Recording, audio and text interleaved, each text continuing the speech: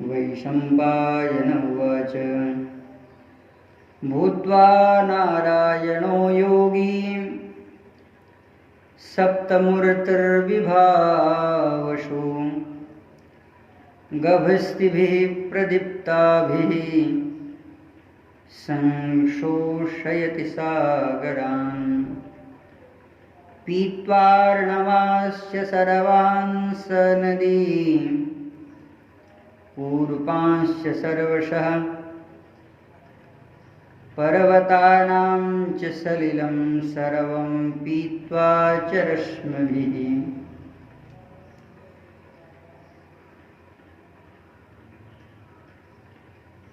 अखिल ब्रह्मांडाधिनायक परम अकारण करुणा वर्णालय भक्तवांछा कल्पतरु भक्तवत्सल शरणागत वत्सल श्रीमद् दशरथ नंदन कौशलराज किशोर श्री जानकी जीवनधन परमाराध्य दिव्यानंद कल्याण गुणगण निलय भक्तवांछा कल्पतरु शरणागत वत्सल भगवान श्री राघवेंद्र सरकार की महती अनुकंपा कृपा से श्री महाभारत जी के खिल भाग अंतर्गत हरिवंश पर्व में भविष्य पर्व के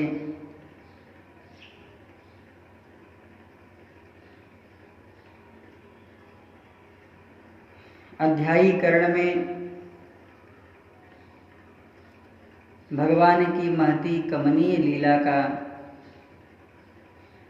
स्वरूप हम सब दर्शन कर रहे हैं।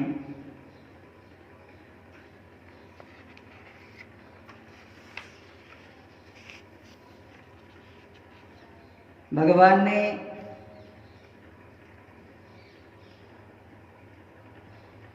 इस समग्र विश्व संसार का निर्माण अपने लिए किया है।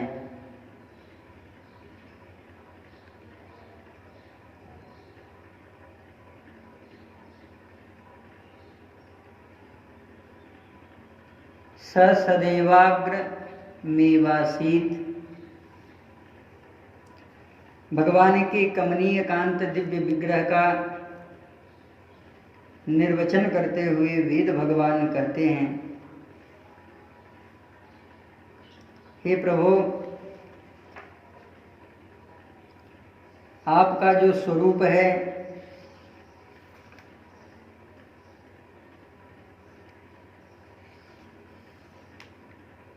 यह स्वरूप बड़ा ही विलक्षण है। जय शगुन निर्गुण रूप रूप अनूप भूप शिरोमणे।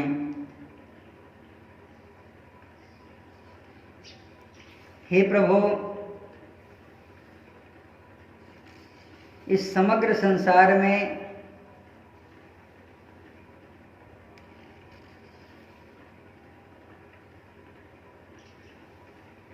आपके द्वारा इस संसार का निर्माण, आपका यह स्वरूप लीला कैवल्य ही है।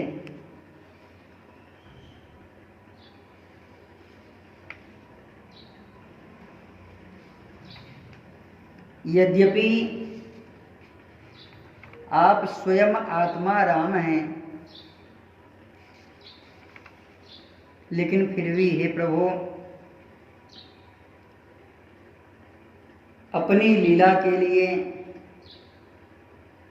आप क्रीड़ा अवश्य करते हैं। क्रीडार्थमात्मानमिदं त्रिजगत्कृतं ते स्वाम्यं ततत्र कुधयो परईश कुर्युः। कर्तु प्रभोस्तव किमस्यत आह्वयन्ति त्यक्तह्रियस्ववदन रूपितकर्तृवादः। हे प्रभो, इदं त्रिजगत् कृतं तु क्रीडार्थम एव हि। केवल आप अपनी लीला को ही संपन्न करने के लिए इस भूमंडल का विस्तार करते हैं। फिर भी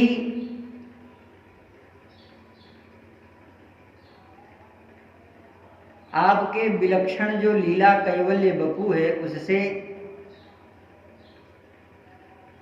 अपरिचित जो जीव है, यह अपने आप को ही बहुत विस्तार वाला हूं यह जानने लगता है। यह इस जीव की कुधिया है,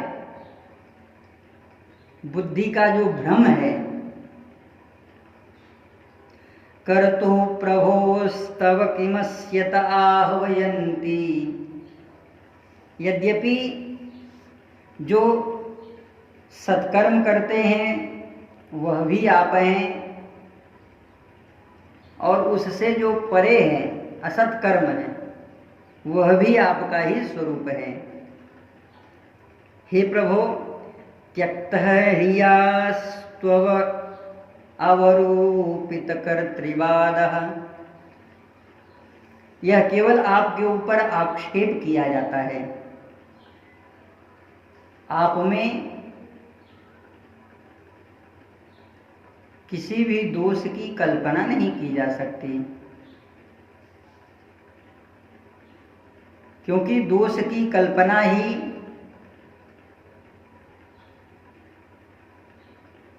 मिथ्या है।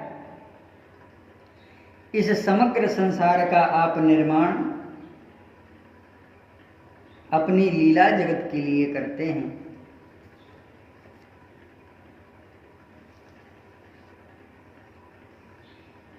इन्हीं दिव्य तथ्यों का प्रतिपादन करते हुए भगवान श्री वेदव्यास जी महाराज के शिष्य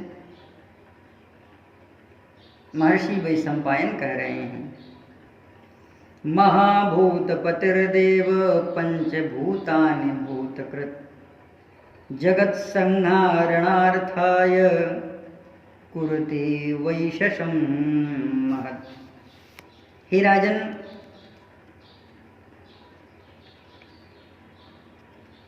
स्वयं भगवान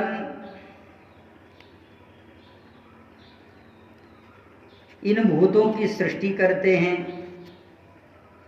और भूत को नष्ट महाभूतों में करते हैं, क्योंकि वह भूत के ही द्वारा किया हुआ है, यानी प्रकट है। इसका भी निर्माण भगवान संहार करने के लिए ही करते हैं। यह भी जो भगवान की लीला है वह बड़ी महत है, इसे कोई नहीं जान सकता। हे राजन, योगेश्वर भगवान श्री नारायण सप्तमूर्ति युक्त अग्निदेव को अग्निदेव के स्वरूप में भगवान प्रकट हो जाते हैं। यह जो भगवान अग्निदेव का दिव्य स्वरूप है वह बड़ा विचित्र है। गभस्तिभिः प्रदीप्ताभिः संशोषयति मां सागरम। यह जो भगवान का स्वरूप है वह समग्र संसार को शुष्क करने के लिए प्रकट होता है। अग्निदेव यज्ञ के प्रधान अंग हैं। यह सर्वत्र प्रकाश करने वाले हैं, सभी पुरुषों में पुरुषार्थ प्रदान करने वाले हैं। सभी रत्न के द्वारा अग्निदेव का प्रादुर्भाव कहा गया है। वेदों में सर्वप्रथम ऋग्वेद का नाम आता है, जिसमें स्वयं प्रथम अग्नि शब्द का ही प्राकवचन होता है। यह भी कहा जाता है आचार्य यास्क और सायण ने ऋग्वेद के प्रथम मंत्र में जिन भगवान के मंगलमय स्वरूप का स्मरण किया है वह जात वेदा अग्नि का ही वर्णन किया है। इनका जो स्वरूप है 7 रूपों में काली, कराली, मनोजवा, सुलोहिता, धूम्रवर्णा, स्फुरलिंगी।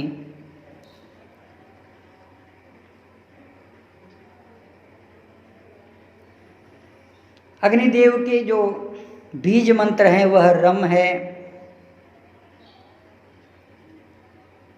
इनका बड़ा ही विचित्र स्वरूप है। साक्षात अग्निपुत्र कार्तिकेय भगवान को भी पुराणों ने माना है। सरस्वती नदी के तट पर इनका जो मुख्य तीर्थ है, इन्हीं के समीप भगवान कार्तिकेय श्राद्ध देव तथा गौओं के भी तीर्थ अग्निदेव की कृपा से पुराणों में अनेक दृष्टांत प्राप्त होते हैं। महर्षि वेद के शिष्य उत्तंक ने अपनी शिक्षा पूर्ण करने के बाद आचार्य दंपत्ति से गुरुदक्षिणा मांगने के लिए भी कहा। गुरुदेव पत्नी ने उनसे महाराज पौष्य के पत्नी का जो कुंडल मांगा। इस यात्रा में भी उत्तंक की सहायता करने के लिए भगवान साक्षात यज्ञ स्वरूप अग्निदेव ही रहे। भगवान अग्निदेव अपने यजमान पर वैसे ही कृपा करते हैं जैसे सर्वगुण संपन्न वीर पुरुष का सम्मान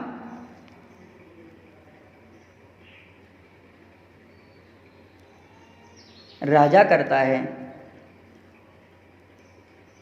एक बार की बात है, अग्निदेव अपने हाथों में अन्न धारण करके गुफा में बैठ गए थे। अतः सब देवता भयभीत होकर के भगवान अग्निदेव के स्वरूप का स्मरण करने लगे। भगवान अग्नि की स्तुति मर्दगणों ने की है और अग्नि ने ही अपने मंत्रों के द्वारा, अंगिरा ने अपने मंत्रों के द्वारा भगवान अग्निदेव का आवाहन किया। एक पणि नाम का असुर था जिसके बड़ा भयानक स्वरूप प्रकट हुआ।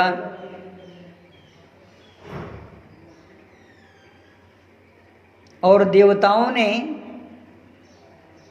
अपने जांग के बल पर अग्निदेव की पूजा की और अंगिरा ने यज्ञाग्नि स्वरूप धारण करके अग्नि को ही साधना लक्ष्य बना करके तदनंतर आकाश में ज्योतिष स्वरूप सूर्य और ध्वज रूप किरणों को प्राप्त करके उस दुष्ट दानव को नष्ट किए।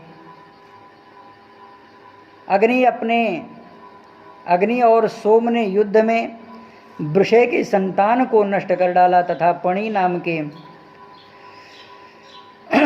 गौओं का भी हरण कर लिया। अग्नि के अश्वों के नाम रोहित तथा रथ तथा धूमकेतु है।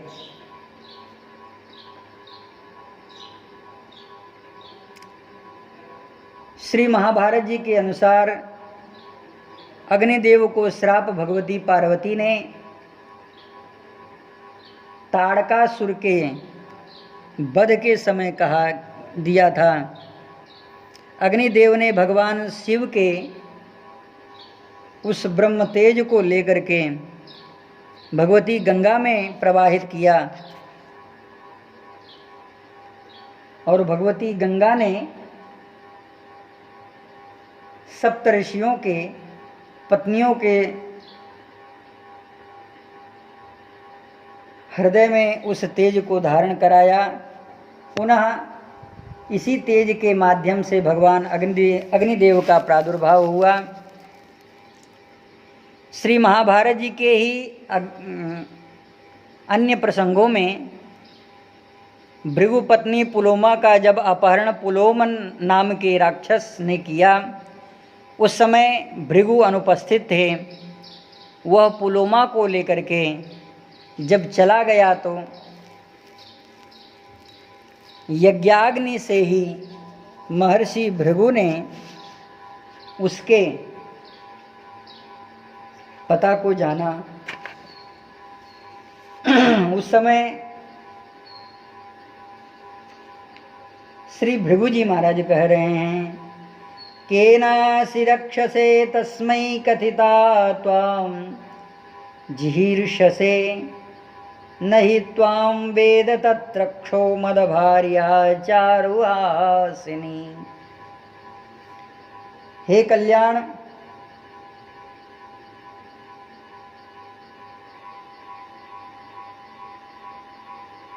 अग्निदेव से यह प्रश्न किया कि मैं यह जानना चाहता हूँ कि मेरे पत्नी का किसने अपहरण किया। मैंने आपकी बड़ी समर्चना की है,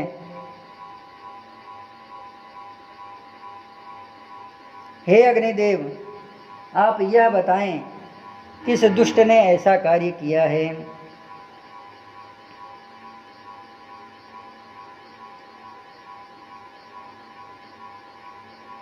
उस समय अग्निदेव ने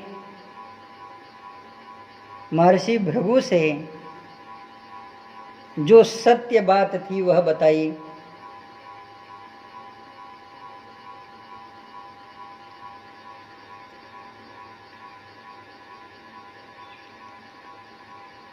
और जब भृगु जी महाराज को पता लगा कि अग्नि जो रक्षक थे आज मेरे पत्नी के, उनकी रक्षा के सानिध्य में किसी राक्षस ने मेरे पत्नी का अपहरण कर लिया, तब तो महाराज बड़े क्रोधित हो गए। भृगु जी महाराज जिनके नासिका पर ही क्रोध रहता है, और भृगु जी महाराज ने कहा, सबसे पहले अपने पत्नी से पूछा कि हे कल्याणी, यह बताओ उस दुष्ट को किसने यह दुस्साहस करने को उत्साहित किया। के नहीं त्वां वेद तत् रक्षो मदभार्या चारुहासिनी। हे मनोहर मुस्कान वाली, वह राक्षस तुम्हें कैसे जानता है। आज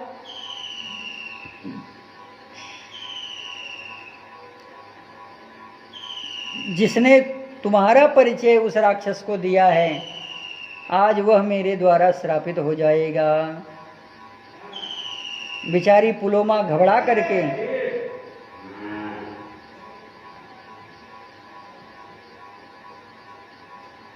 भगवान भृगु से कह रही हैं, अग्निना भगवांस्तस्मै रक्षेऽहं निवेदिता ततो ममानयद रक्षः क्रोशन्तीं कुररीमिव।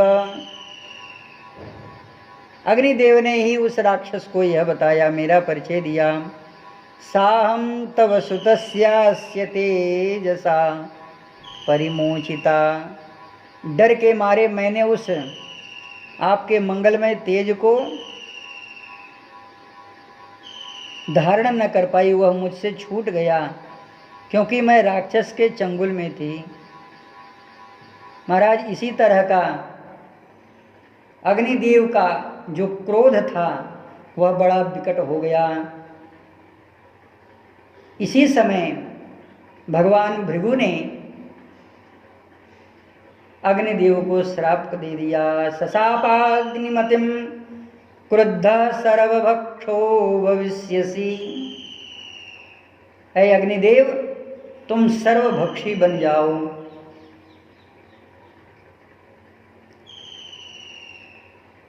यह सुनते ही अग्निदेव श्राप से अदृश्य हो गए। इसके बाद तो महाराज संसार में हाहाकार मच गया। देवताओं ने जब यह समाचार जाना तो देवादिदेव भगवान ब्रह्मा जी के पास में गए और कहा, हे प्रभु, अग्निनाशात् क्रिया भ्रंशात् भ्रांता लोकाश्रयो नघाः विदध्वन्तम् अत्र यत्कार्यं न स्यात् कालात्ययो यथा।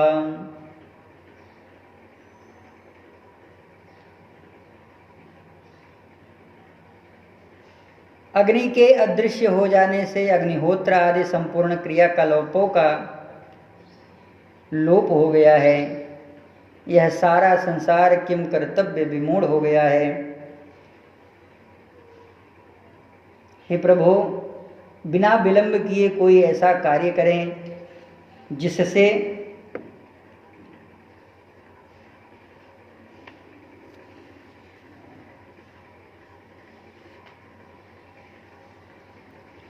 इस संसार का कल्याण हो सके।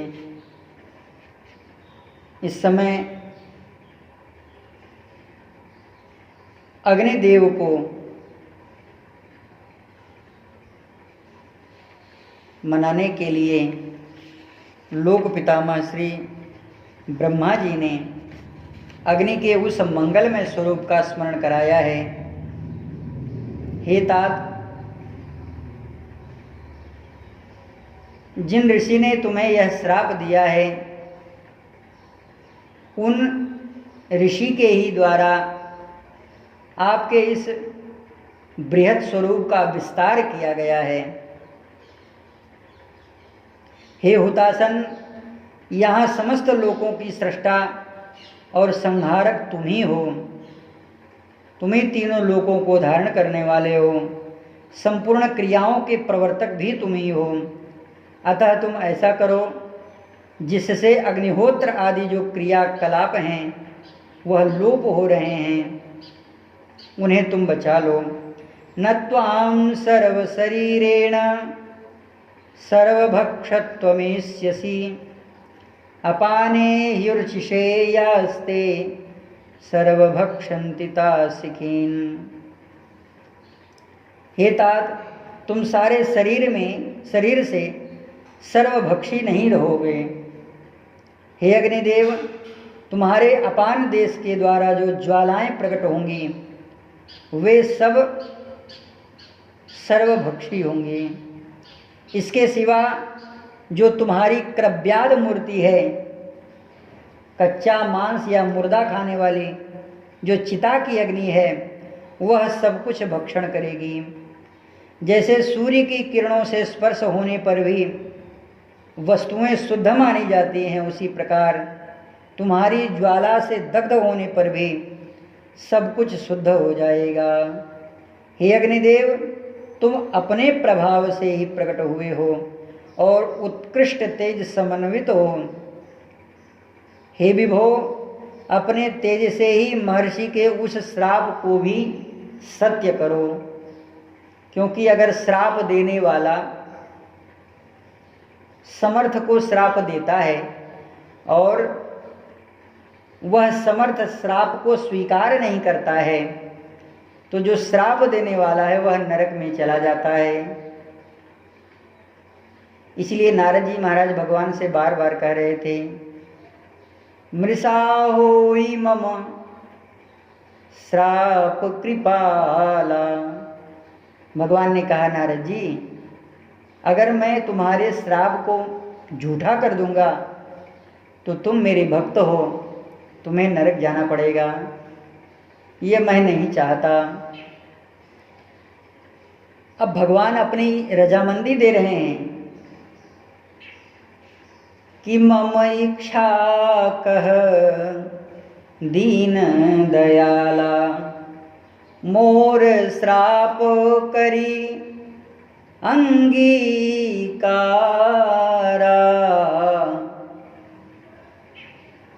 सहत राम नाना दुख भारा। ओहो, मेरे प्रभु को तो दर्शन करो। ये मेरे श्राप को स्वीकार करके इतने करुणा भक्त वत्सल हैं कि आज अनेक प्रकार से दुख को सहन कर रहे हैं। मुझे श्राप नहीं देना चाहिए था। आज इन्हीं स्वरूपों का प्रतिपादन करते हुए लोक पितामह श्री ब्रह्मा जी महाराज कह रहे हैं कि स्वतेजसैव तं शापं कुरु सत्यं वृषभृभो देवानां चात्मनो भागं गृहाण त्वं मुखे हुतम। हे तात, देवताओं के तुम मुख के रूप में हो और वेद भगवान कहते हैं समवर्तताग्रे, समवर्त एव अग्रे स्वरूपम तिष्ठति, जिनका जो स्वरूप है वह सबसे आगे है और अग्नि में किया हुआ जो हवन है सबसे पहले देवता ही प्राप्त करते हैं। मंत्र के प्रभाव से उन तत्त देवताओं को प्राप्त हो जाता है।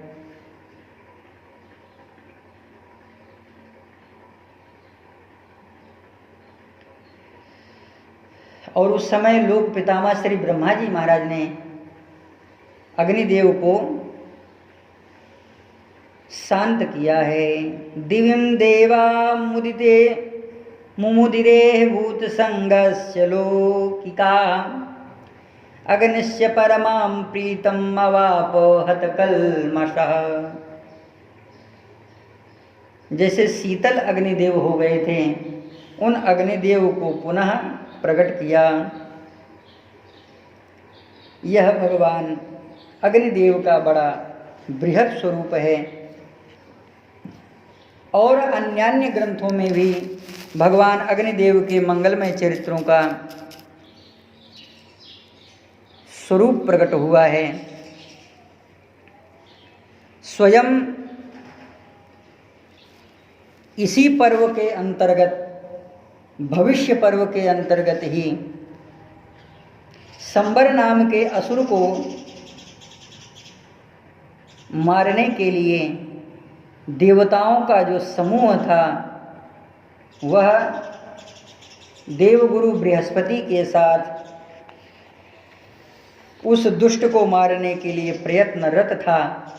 देवताओं ने भगवान अग्निदेव की प्रार्थना की और अग्निदेव प्रसन्न हुए।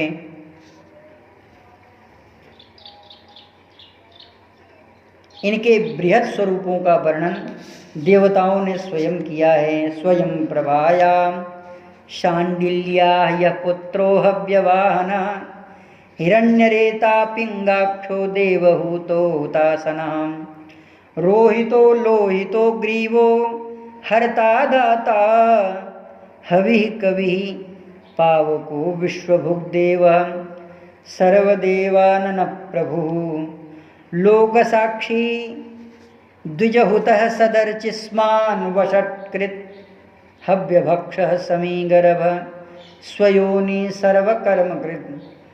हे मंगलमय स्वरूप को धारण करने वाले सुंदर वेद जिनके स्वरूप हैं, जो उत्तम तेज से संपन्न हैं, जिनसे सहस्रों ज्वालाएं उठती हैं, ऐसे विभा उत्कृष्ट प्रभा वाले वसुधन और जिनका मार्ग कृष्ण है, जो विचित्र किरणों से प्रकाशित होने वाले हैं तथा देवताओं के भी देवराज कहे जाने वाले, जिन्हें संपूर्ण जगत का साक्षी मानता है, ऐसे द्विजगण जिन्हें आहुति देकर के तृप्त करते हैं, ऐसे ज्वाला मालाओं से संपन्न जो वषटकार स्वरूप हैं, जिन्होंने अपने स्वरूप को समय के गर्भ में अश्वत्थ के लिए प्रकट किया और जो भविष्यों के भोक्ता हैं, संपूर्ण वैदिक कर्मों को संपन्न करने वाले हैं, जो संपूर्ण भूतों को पवित्र करने वाले हैं, देवताओं में तपोनिधि हैं, पापों को शांत करने वाले हैं, अपनी ज्वाला के द्वारा जिह्वा के द्वारा लपलपाने वाले तेजोमय भगवान अग्निदेव हैं। हम उनका आश्रय ग्रहण करते हैं, जिनकी शिखा ज्वाला दक्षिणावर्त होती है, जिनका धूम पवित्र है, जिनका यज्ञ ही स्वरूप है, जो भविष्य के भोक्ता हैं, भूत भविष्य वर्तमान के स्वामी हैं, यज्ञ भाग को पहुँचाने वाले श्री हरि स्वरूप हैं, जो सोमपान करने वाले हैं, महान तेज से संपन्न भूतनाथ, महातपस्वी, अजेय पावक, ऐश्वर्य संपूर्ण और भूतों के आत्मा तथा स्वधा के स्वामी हैं, साम मंत्रों के द्वारा जिनकी महिमा का गायन किया गया है, जो स्वाहा देवी के पति हैं, सोम याग के द्वारा पवित्र रस का पान करने वाले हैं, सोम रस निकालने से निमित्त जो लोढ़े धारण किए हुए हैं, जो देवताओं के भी देवता महाक्रोधी रुद्र स्वरूप भगवान ब्रह्मा के तेज से संपन्न हैं, जो संपूर्ण भूतों को धारण करने वाले हैं, धूम रूपी ध्वजा एवं शिखायुक्त नील वस्त्र को धारण करने वाले हैं, ऐसे सुरश्रेष्ठ महान देवता भगवान अग्निदेव लाल घोड़े पर सवारी करने वाले हैं, वायु रूप पहियों को धारण करने वाले रथ पर आरूढ़ होकर के रणभूमि में दिव्यास्त्र आग्नेयास्त्र को उठा करके प्रलय काल में भगवान की तरह कुपित होने वाले, सहस्त्रों लाखों अर्बुद दानवों को भी दग्ध करने वाले, जो समस्त प्राणियों के शरीर में 5 प्राण के रूप में निवास करने वाले, जो अग्निदेव के सारथी तथा सखा हैं, जो प्रभावशाली तथा ईश्वर हैं, यह साक्षात भगवान के दिव्य स्वरूप हैं। इतना ही नहीं, देवगुरु बृहस्पति जी महाराज कहते हैं कि हे प्रभु, आपका जो स्वरूप है, आप अग्नि नहीं हैं, स्वयं हिरण्यरेतः सुमुखः जज्ज्वालाह्वयेहु सर्वभुक् सप्तजेवानक्षामः लेलिहान महाबलः आत्मवायुस्तव विभो शरीरं सर्वविरुधः योनिरपांश्च ते प्रोक्ता योनिस्त्वामसिं चाम्भसः ऊर्ध्वचार्धश्च गच्छन्ति संचरन्ति च पार्श्वतः सर्वान् लोकान् श्रीमान्निह हव्यवान् प्राप्ते काले त्वं पचस्येव दीप्तः त्वमेव वैकस्तपसे जातवेदा नान्यस्त्वक्तो विद्यते गोषु देवः। हे प्रभु, आपका कोई ऐसा स्वरूप नहीं है जिसमें आप विद्यमान न हो, अर्थात आप सब में विद्यमान हैं और आपका यह जो व्यापक स्वरूप है। इतना ही नहीं, ब्रह्म पुराण के अनुसार तो जात वेदस नाम की अग्नि का एक स्वरूप है, जो हव्य वाहन यज्ञ को सामग्रियों को एकत्रित करके अनेक प्रकार के देवताओं को यह देने वाले हैं। इस तरह से जो इनका मंगलमय स्वरूप है वह बड़ा विचित्र है। और स्वयं देवगुरु श्री बृहस्पति जी महाराज कह रहे हैं, सृज्यापस्यपो रश्मिभिर्जात वेदः तथौषस् धीरोषधीनां रसांश्च, औषधियों के पुष्टिकर्ता और जल के द्वारा उनमें रस प्रकट करने वाले, अर्थात औषधियों में रस प्रकट करने वाले, रसों के उत्पादक और युगांत में संपूर्ण विश्व को अपने आप में ही लीन करने वाले, सृष्टि काल में पुनः जगत के सृष्टा के रूप में प्रकट होने वाले, हे अग्निदेव, हम आपको शीतल नहीं देखना चाहते, अर्थात इन असुरों को आप उसी तरह से जला दीजिए जैसे हनुमान जी महाराज राक्षसों के जंगल को जला देते हैं। ये यहाँ नहीं लिखा है। सृष्यापो रश्मिभिर्जात वेदस्तथौषधीनां रसांश्च विश्वं त्वमादाय युगान्तकाले स्रष्टा भवस्यानल सर्ग काले। जैसे श्री हनुमान जी महाराज कहते हैं, सर्व लोकान सुसंहृत्य सभूतान सचराचरान पुनरेव तथा सृष्टुम सक्तो रामो महायसा।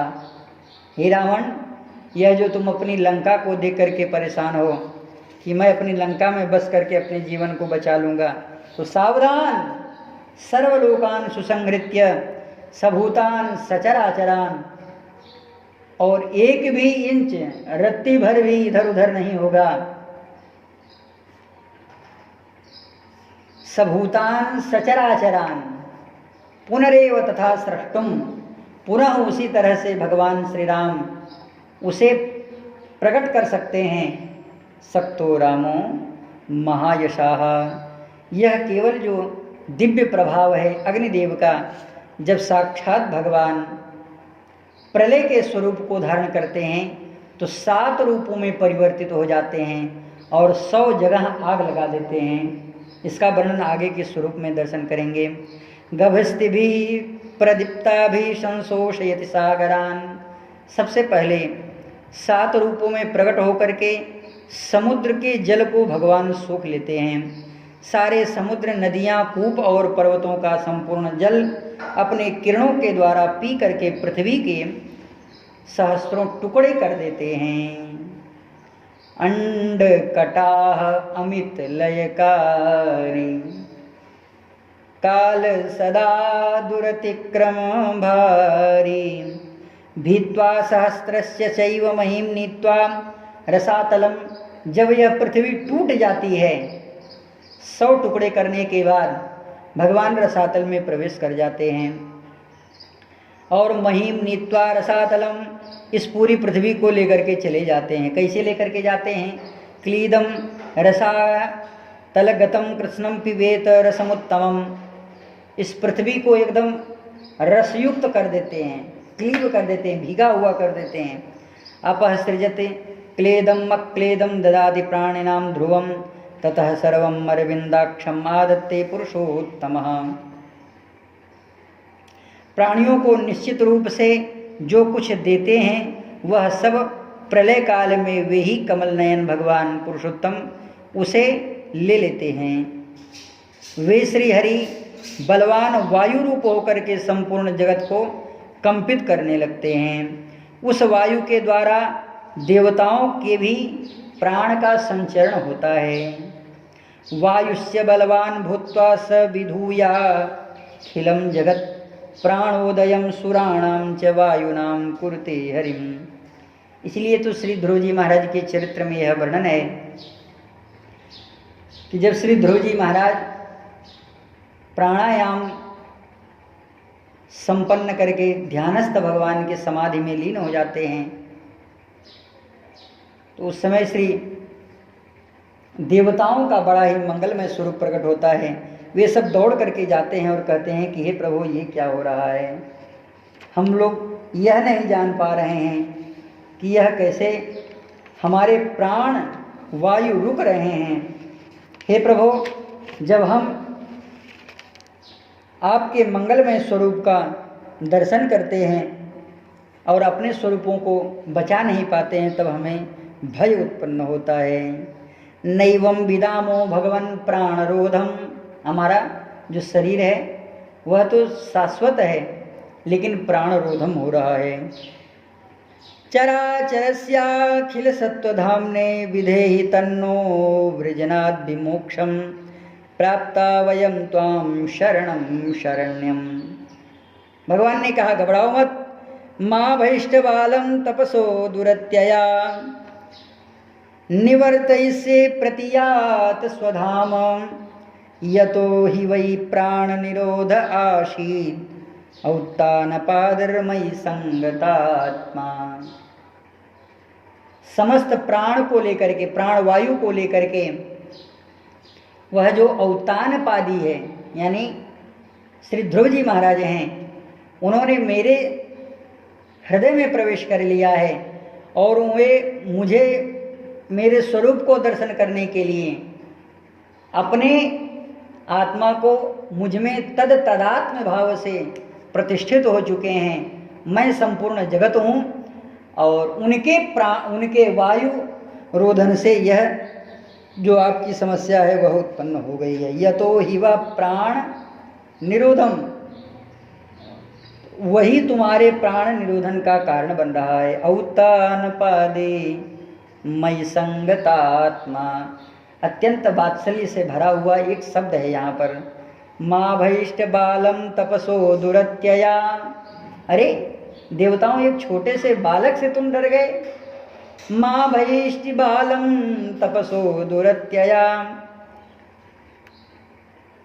निवर्तयिष्ये प्रतियात स्वधाम। घबराओ मत, तुम लोग अपने अपने धाम में चले जाओ।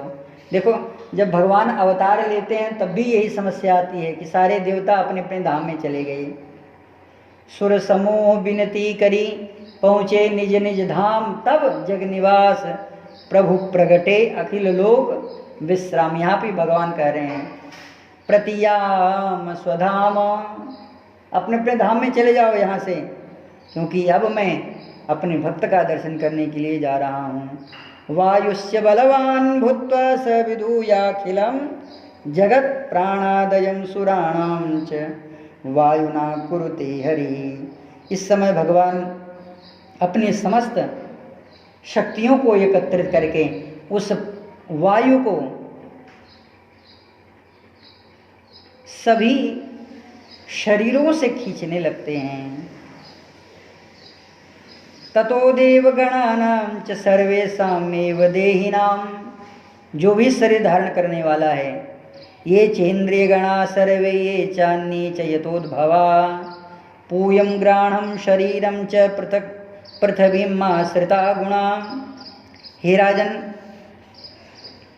देवताओं तथा समस्त देहधारियों की जो इंद्रियाएं हैं तथा जो अन्य विषय आदि हैं, उनकी जहाँ से उत्पत्ति हुई है वे उसी कारण तत्व में लीन होने लगते हैं। जैसे गंध घ्राणेन्द्रिय में और यह शरीर के जो तीनों पृथक गुण पृथ्वी के आश्रित हैं, वे क्रमशः जिह्वा, रस और क्लेद यह जल से आश्रित होने के कारण उन्हीं के गुण कहे गए हैं। रूप, नेत्र और पाक ये अग्नि के आश्रित रहने वाले गुण हैं। स्पर्श, प्राण और चेष्टा ये वायु के आश्रित रहने वाले हैं। शब्द, श्रोत्रेंद्रिय और आकाश यह शब्द के आश्रित रहने वाले गुण हैं। ये सब के सब परमेष्टि एवं वर्णीय भगवान श्री ऋषिकेश के आश्रित होने लगते हैं।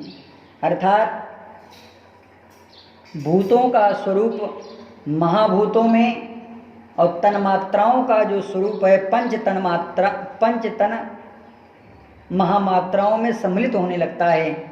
गुण गुण में और इंद्रियां इंद्रियों में और इंद्रियों के जो कारण हैं तत्त देवता वे देवता में प्रवेश करने लगते हैं। यह बड़ी लंबी प्रक्रिया है। जिह्वा रसश्च क्लेदश्च संसृता सलिलं गुणा, रूपं चक्षुर्विपाकश्च ज्योतिरेवाश्रिता गुणा, स्पर्शं प्राणस्य चेष्टा च पवनं संसृता गुणा, परमेष्टिनं वरेण्यं च ऋषिकेशं समाश्रिता, ततो भगवता तत्र रश्मिभिः परिवारिता। अब भगवान अपनी रश्मियों के द्वारा, किरणों के द्वारा आवेष्टित करके देवगण, इंद्रिय समुदाय और वायुदेव के द्वारा आकर्षित एक दूसरे को आश्रित होने पर परस्पर संघर्ष करने लगते हैं। क्योंकि एक प्रलय का स्वरूप होता है और एक सृष्टि विस्तार का स्वरूप होता है। यह जो स्वरूप वर्णन किया जा रहा है वह सृष्टि के प्रलय का स्वरूप है। ततो संघर्षजोद्भूतः पावकः सतधा ज्वलन, यही है।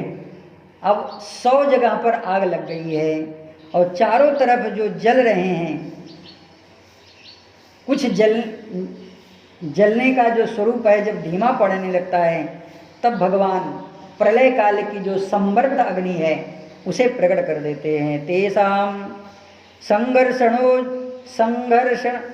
जोद्भूतः पावकः सतधा ज्वलन अदहन निखनान् लोकान् उग्रः संवर्तको नलः, सपर्वतास्तरून् गुल्मान् लता वल्लीस्तृणानि च विमानानि च दिव्यानि पुराणी विविधानि च। इस तरह से भगवान जब संवर्त अग्नि को प्रकट करते हैं, उनसे संपूर्ण लोगों को जला करके भस्म करने लगते हैं। उस समय संवर्तक अग्नि के द्वारा पर्वत, वृक्ष, गुल्म, लता, बल्ली, तृण, दिव्य विमान, अनेक प्रकार के नगर, पुण्य आश्रम, दिव्य शोभा से संपन्न मंदिर, इन सभी को भगवान तोड़ तोड़ करके एक दूसरे में ही दग्ध करने लगते हैं। आश्रमास्यास्य पुण्यान् दिव्यान्यनायतनानि च यानि चाश्रयाणि यानि तानि सर्वाणि सो अदहत। उसे उन सबको जलाने लगते हैं भगवान।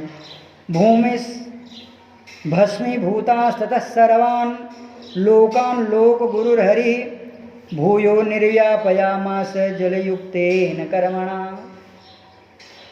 इस समय भगवान का जो कोप होता है बड़ा विचित्र तांडव करने वाला प्रकट हो जाता है। हे राजन, भगवान सभी को जला करके भस्म कर देते हैं। यह भगवान का बड़ा बृहद स्वरूप है। भगवान व्यास श्री शुकाचार्य जी महाराज से कह रहे हैं कि हे पुत्र, सृष्टि का जब लय होता है, दिवि सूर्यस तथा सप्तः दहंती शिखिनोर्चिषः शर्वमेत तदार्चिभिः पूर्णः ज्वाज्वल्यते जगत।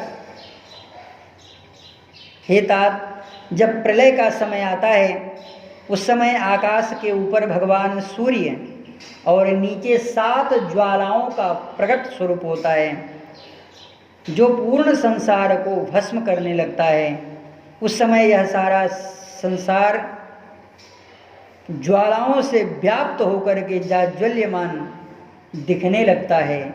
हे तात, भूतल के जितने भी चराचर प्राणी हैं वे सब पहले ही दग्ध होकर के पृथ्वी में एकाकार हो जाते हैं, अर्थात तलातल, रसातल, पाताल आदि वे सब के सब एकीकृत हो जाते हैं। हे तात, स्थावर जंगम संपूर्ण प्राणियों में लीन हो जाने पर तृण वृक्ष रहित हुई यह भूमि कछुए की पीठ सी जान पड़ती है, अर्थात बंजर। तत्पश्चात जब जल पृथ्वी के गुण गंध को ग्रहण कर लेता है तब गंधहीन हुई जो पृथ्वी है वह अपने कारणभूत जल में प्रवेश कर जाती है। फिर तो जल गंभीर शब्द करता हुआ चारों ओर उमड़ने लगता है और उत्ताल तरंगों वाले स्वरूप को धारण करके संपूर्ण विश्व को अपने आप में निमग्न करके लहराता रहता है। अपामपि गुणस्तात ज्योतिरा ददते यदा आपस्तदा त्वात् गुणाः ज्योति रसूः परमन्ति वै। कैसे कैसे प्रलय होते हैं महाराज। यह सब जब दर्शन करो या पाठ करो या मनन करो तो बड़ा आश्चर्य होता है, रोम कंपित हो जाते हैं। हे वत्स, तेज जल के गुण रस को ग्रहण कर लेता है, रस ही जल के रूप में लीन हो जाता है और जल ही तेज बन जाता है। उस समय आग की लपटें सूर्य अपने भीतर सब ओर से ढक लेते हैं और संपूर्ण आकाश ज्वालाओं से व्याप्त हो जाता है। इस समय तेज का जो गुण रूप वायु तत्व है वह उसे ग्रहण कर लेता है। इससे आग शांत हो जाती है और आग वायु में मिल जाती है। तब वायु अपने महान वेग से संपूर्ण आकाश को भी क्षुब्ध कर देता है। ततस्तु स्वनमासाद्य वायु संभवमात्मनः अधश्चोर्ध्वं ततिर्यक् च दोग्धवीति दिशो दशः। दसों दिशाओं को बड़ी जोर से लहराता हुआ वह आवाज को उत्पन्न करता है और इधर से उधर वह घूमने लगता है। इसके बाद आकाश वायु के गुण स्पर्श के भी स्वरूप को ग्रहण कर लेता है। तब वायु शांत होकर के आकाश में मिल जाता है। फिर तो आकाश महान शब्द से युक्त होकर के अकेला ही रह जाता है। अरूपम अरसस्पर्श मगंधम च न च मूर्तिमत् सर्वलोक प्रणदितो खम तु तिष्ठति नादवत्। आकाशस्य गुणं शब्दम अभिव्यक्तात्मकं मनः मनसो व्यक्तमव्यक्तं ब्रह्मा संप्रति संचर। उसमें रूप, रस, गंध और स्पर्श का नाम भी नहीं रह जाता। किसी की मूर्ति पदार्थ की सत्ता नहीं रह जाती।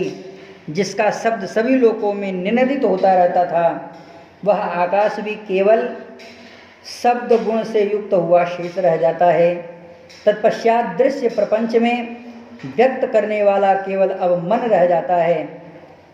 मन आकाश के गुण शब्द में जो मन से ही प्रकट हुआ था वह अपने आप में लीन कर लेता है। इस तरह व्यक्त मन अव्यक्त महत तत्व में ब्रह्मा के मन में लय होकर के बाह्य प्रलय का रूप धारण कर लेता है।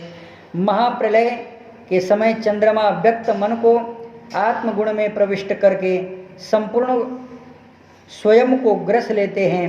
तब मन उपरत होकर के शांत हो जाता है, फिर वह चंद्रमा में उपस्थित हो रहता है।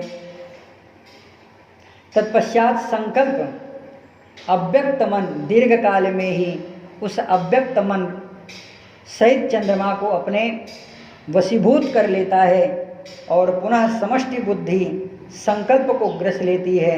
उसी बुद्धि की परम उत्तम ज्ञान माना गया है। और यह भी जाना जाता है कि काल का ज्ञान यानी समष्टि बुद्धि को ग्रस लेता है।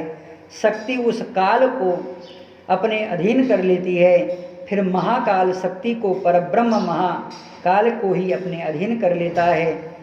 जिस प्रकार आकाश अपने गुण शब्द को आत्मसात कर लेता है, उसी प्रकार ब्रह्म महाकाल को अपने आप में विलीन कर लेता है। वह परब्रह्म परमात्मा अव्यक्त सनातन और सर्वोत्तम है। इस प्रकार संपूर्ण प्राणियों का लय हो जाता है। सबके लय का अधिष्ठान परब्रह्म परमात्मा ही है। इस प्रकार परमात्मा स्वरूप योगियों ने जिस ज्ञानमय बोध तत्व को साक्षात्कार करके इसका यथार्थ रूप वर्णन किया है, वह उत्तम ज्ञान निस्संदेह ही है। अर्थात ज्ञान गम्य कृपाल रघुराई एवं विस्तार संक्षेपै ब्रह्मा व्यक्तम पुनः पुनः युगशास्त्रयोर राधा वहोरात्रस्तथैव च। यह जो अव्यक्त ब्रह्म सृष्टि का विस्तार है, जब लय हो जाता है तो ब्रह्मा का 1000 चतुर्युग होता है और उसी रात को, उस दिन की अपेक्षा उस रात को बृहद माना गया है। यह भगवान व्यास अपने पुत्र श्री शुकाचार्य जी महाराज से वर्णन करके बताते हैं। यह ही जो प्रलय स्वरूप है, जो जल को संयोग प्राप्त करके भूयो निर्व्यापयामास जलयुक्तेन कर्मणा सहस्रदृक् महातेजा भूत्वा कृष्णेन महाघना। जो जला हुआ स्वरूप है, जो एकदम कुछ जिसका नामो निशान नहीं दिखाई दे रहा है, उसी स्वरूप को भगवान श्री कृष्ण सच्चिदानंद घन स्वरूप होकर के उसे जल से तृप्त कर देते हैं। सहस्रदृक् महातेजा भूत्वा कृष्णो महागना दिव्यतोयेन विषा तर्पयामास मेदिनीं ततः क्षीरनिकासेन स्वदानुना परमाम्भसा शिवेन पुण्येन महिं निर्वाणमगमत्म परं ते नगा जलसंक्षन्ना पयसः सर्वतोधरा एकार्णवजलजाः भूत्वा सर्वसत्व विवर्जिता। वह ब्रह्मा का एक स्वरूप था जो केवल ब्रह्मा तक ही रहता है। लेकिन महर्षि वैशंपायन कह रहे हैं कि हे राजन, यह जो पर्वत और पृथ्वी तथा जल आच्छादित हो जाकर होकर के केवल जल ही जल दिखाई देती है, जिस जल के स्वरूप को पूर्व में कहा गया, यह प्राणियों से शून्य हो जाता है। यह जो जल है वह एकार्णव के रूप में हो जाता है। पंच महाभूत उन उत्तम अमित बलशाली भगवान विष्णु में ही प्रविष्ट हो जाता है। जब सूर्य, वायु, आकाश और भी सूक्ष्म परमात्मा तत्व में ही लय हो जाते हैं, जीव जंतुओं का सर्वथा अभाव हो जाता है, तब वे एकमात्र अमित बुद्धि सनातन पुरुष श्री हरि ही अपने आप में अनिर्वचनीय पुराणतन सनातन स्वरूप का आश्रय लेकर के जल का शोषण और पान करने लगते हैं। और यह जो दिव्य रस रूप एकार्णव जल है, इस जल में ही अधिनिवास करते हैं परमात्मा। तेनगा संक्षन्ना पयस सर्वतोधरा एकार्णव जला भूत्वा सर्वसत्व विवर्जिता। जो पूर्व में श्री शुकाचार्य जी महाराज को सुनाया गया साक्षात भगवान वेदव्यास जी के द्वारा, वह बाह्य प्रकृति लय का स्वरूप है। और यह जो स्वरूप है, यह एकार्णव जल का स्वरूप लय प्रकृति का वर्णन है। हे तात संशोषयित्वा पिबत्वा च वशत्येकः सनातनः पौराणां रूपमास्थाय किमप्य अमित बुद्धिमान। एकार्णव जले यासीत् योगी योगमुपागतम् अयुतानां सहस्राणि गतान्येकार्णवेम्भसि न चैनं कश्चिदव्यक्तम् अव्यक्तं वेदितुमर्हसि। वे भगवान श्री हरि योग माया का आश्रय लेकर के एकार्णव जल में ही रहते हैं। वहाँ रहते हुए भगवान के एक सहस्त्रों अयुत वर्ष व्यतीत हो जाता है। इन अव्यक्त परमेश्वर को कोई व्यक्त रूप से नहीं जान सकता। प्रश्न होता है, जब कोई नहीं जान सकता तो आप कैसे जान गए? गोस्वामी जी महाराज से पूछा गया कि बाबा यह बताओ कि लक्ष्मण हुई हमारा मन जाना, जो कछु चरित्र रचा भगवाना। जब भगवान के साथ में रहने वाले सदा भगवान के दिव्य परिकर श्री लक्ष्मण जी महाराज नहीं जान पाए तो आप कैसे जान गए?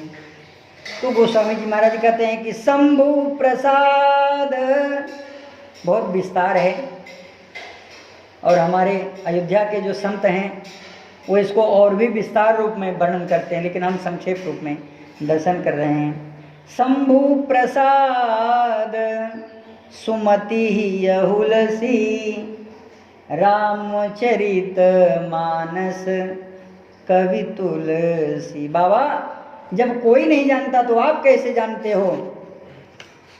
इसलिए महर्षि वैशंपायन कहते हैं कि हे तात, मैं जो जानता हूँ किसकी कृपा से जानता हूँ? पूर्व में जो कहा, यथा च तपसा दृष्टो बृहस्पति समद्युति पाराशर्यस्ततः श्रीमान गुरुर्द्वैपायनो ब्रवीत्।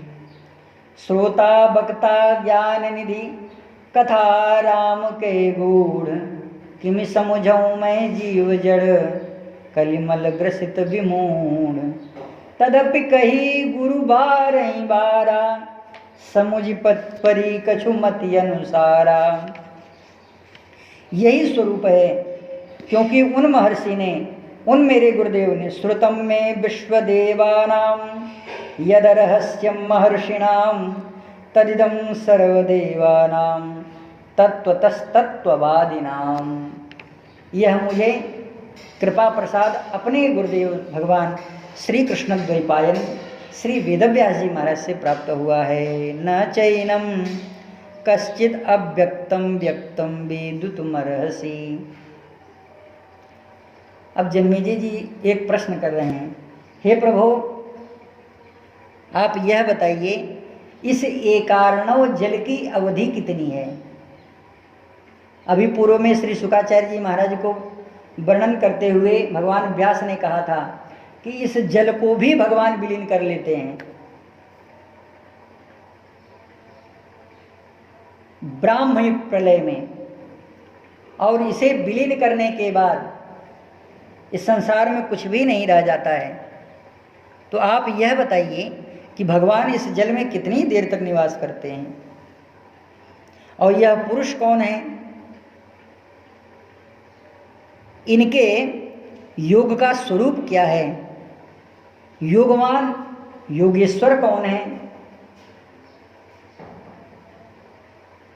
जन्मेजय उवाच एकार्णवे व विधि कोयम यस्यैव परिकीर्तिता। जिसका अभी आपने स्वरूप वर्णन किया, कौन सा स्वरूप, कि दिव्य तोयेन हविषा तर्पयामास मेदिनीं। मेदिनी के सहस्त्रों जो टुकड़े हो गए थे उसे भी सिंचित करके, उसे भी रसरूप करके, शिवेन पुण्येन महिम निवारणम अगमत परम एकार्णवज्जल भूत्वा सर्वसत्व विवर्जिता। ये कौन है, कह एष पुरुष नाम किम योगम कस्य योगवान। इसने कौन से योग किया है और यह कौन सा योग स्वरूप है, योगेश्वर है। वैशंपायनुवाच एतावन्तं असौ कालम् एकार्णव विधिं प्रतीकरिष्यामीति मम भगवान्निति कश्चिन्न बुध्यते। न वौ माता न च द्रष्टौ न ज्ञाता नैव परश्वग न स्मावगक्षन्ते कश्चिद्धृते तं देवमीश्वरं न भक्षितिं पवनमथं प्रकाशयन् प्रजापतिं भुवनचरं सुरेश्वरं पितामहं श्रुतिनिलयं महामुनिं शशास भूः शयनमलोचयत् प्रभुः। जय जय श्री महाभारते खिलभागे हरिवंशे भविष्यपर्वणि पुष्कर प्रादुर्भावे नवमोऽध्यायः। श्री सीतारामचंद्र